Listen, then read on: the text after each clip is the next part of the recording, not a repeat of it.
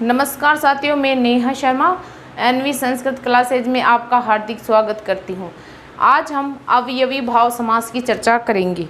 अवयवी भाव समास पूर्व पदार्थ प्रधान अवयवी भाव समास, यानी जिस समास का पूर्व पद प्रधान होता है उसे अवयवी भाव समास कहते हैं। मैंने पिछली क्लास में आपको अवयवी भाव समास के कुछ निर्देश बताए थे। अब इस समास को पढ़ने से पहले आपको वो निर्देश याद होने चाहिए, तब तो आपके ये क्लास पूरी अच्छे ढंग से समझ में आ जाएगी। अगर आप इस क्लास को देखने से पहले इससे पिछली वाली क्लास को ज़रूर देखना। अब अवयवी भाव समास 16 अर्थों में होता है। एक सूत्र है अव्यम, विभक्ति, समीप, समृद्धि, व्यर्धि, अभाव, अत्य, असंप्रति, शब्द प्रादुर्भाव, पश्चात, यथा, अनुपूर्वीय, योग पद्य, सादृश्य, साकल्य, अंत। इन 16 अर्थों में आपका अवयवी भाव समास होता है। और अवयवी भाव समास में अगर क्वेश्चन बनने की बात करें तो सबसे ज़्यादा क्वेश्चन आपके यहीं से बनते हैं, इन 16 अर्थों से ही।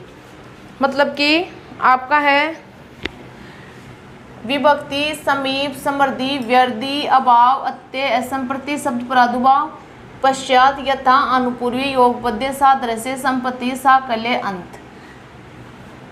देखो 16 हो गए क्या? 3 4 5 6 7 8 9 10 11 12 13 14 15 16 हो गए।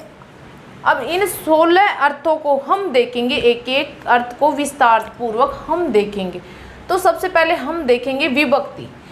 अब विभक्ति अव्यय का प्रयोग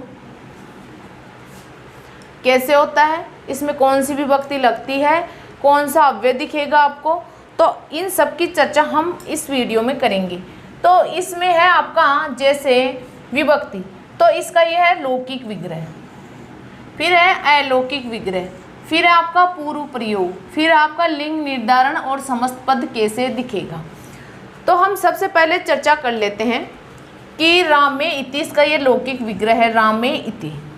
देखो ध्यान से देखना, एक एक चीज़ को एक बारीकी से अगर आप समझ लोगे तो फिर आपको कोई दिक्कत नहीं होगी। रामे इति इसका मूल शब्द है, इसमें सप्तमी विभक्ति के अर्थ में अधि अव्यय का प्रयोग होता है। तो आपके लौकिक विग्रह में जो मूल शब्द है उसमें सप्तमी विभक्ति लगानी है आपको, ठीक है, फिर इति लिखना है। ये आपका लौकिक विग्रह हो गया। अब अलौकिक विग्रह में क्या होता है कि जो मूल शब्द होता है उसको लिखते हैं, और मूल शब्द में कौन सी विभक्ति का है ये? सप्तमी विभक्ति का। अगर सप्तमी विभक्ति का है तो सप्तमी विभक्ति एक वचन में कौन सा प्रत्यय आता है? सुप। जो 21 प्रत्यय होते हैं उनमें नी प्रत्यय सप्तमी विभक्ति एक वचन का होता है, ठीक है। फिर अधि, यानी इसमें अधि अव्यय का प्रयोग होता है, तो फिर यहाँ हम अधि का प्रयोग कर देते हैं। फिर आगे बात करें तो अधि राम, अधि राम, लेकिन हम सु या अम को अम आदेश कर देते हैं, तो हमारा जो समस्त पद बनेगा वो बनेगा अधि रामम।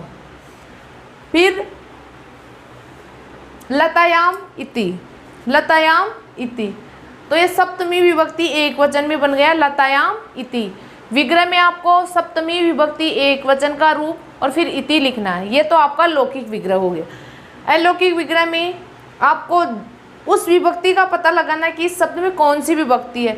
जो विभक्ति होगी वही आपको सुबंत प्रत्यय यहाँ लिखना है, और फिर आपको अधि लगा देना है। फिर आपको जो आपको अलौकिक विग्रह में जी दिखेगा वो आपको यहाँ पे पूर्व प्रयोग करना है, तो अधि लता या अधि लत, और फिर जो आप समस्त पद बनाओगे वो लिखोगे अधि लतम, अधि लतम। फिर आगे वध्वाम इति, वध्वाम इति, मूल शब्द वधु नी अधि, यानी अधिवधु या अधिवधु, और रूप बनेगा अधि वधु। फिर आपका है गोपी इति, मूल शब्द है गोपा नी अधि, फिर अधि गोपा या अधि गोप, फिर अधि गोपम। अगर रस्व एकारांत हो तो वो अम आदेश हो जाता है, दीर्घ हो तो वो रस्व आदेश हो जाता है। मैंने आपको जो निर्देश बताए थे अवयवी भाव समास की, उसमें मैंने आपको सब कुछ बताया था। तो इस क्लास को देखने से पहले आप पिछली क्लास को ज़रूर देखें, ठीक है।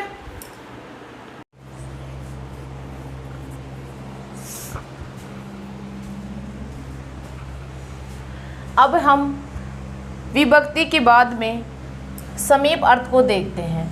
अब समीप अर्थ का अर्थ होता है कि उप, समीप में उप अव्यय होता है और षष्ठी विभक्ति होती है।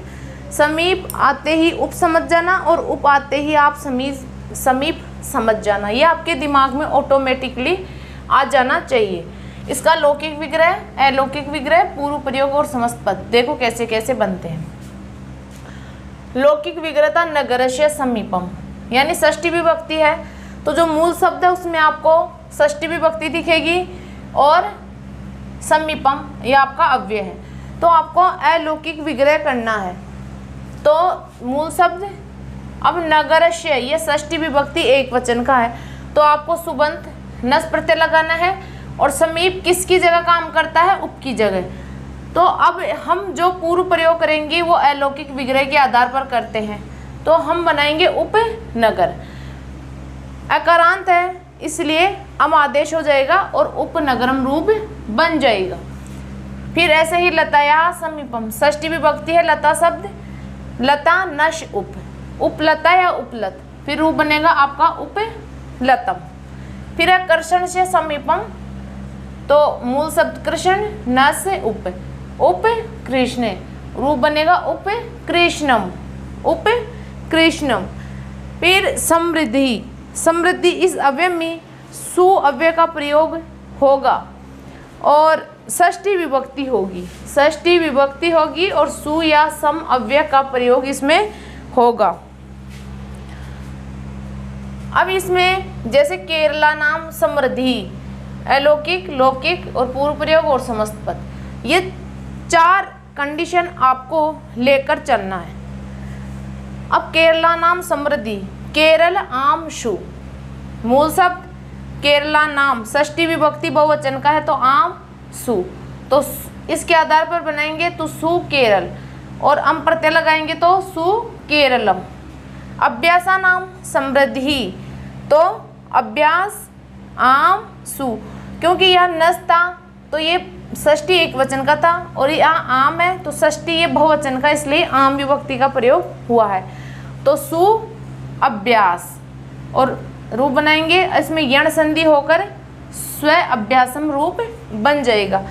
लेकिन आपके पास एक ऑथेंटिक बुक होनी चाहिए, चाहे सेकंड ग्रेड की प्रिपरेशन कर रहे हो, चाहे फर्स्ट ग्रेड की कर रहे हो, चाहे रीड की कर रहे हो, और आपको ज़्यादा से ज़्यादा एग्जाम पर निकालने हैं। जितने भी उदाहरण है बुक्स में वो आपको पूरे निकालने हैं, कोशिश करनी है बार बार, जैसे रफ मैथ की रफ निकालते हैं वैसे बार बार आपको कोशिश करनी है। आप जितनी कोशिश करोगे उतना ही आप मतलब कि ट्रेंड हो जाओगे उसमें और आपका एक भी क्वेश्चन गलत होने की संभावना नहीं रहेगी, ठीक है। और आपको अगर जीके की क्लासें देखनी है, मैंने ज्योग्राफी, हिस्ट्री, फर्स्ट ग्रेड की कई क्लासें ढाल रखी है, तो आपको कुंजल क्लासेज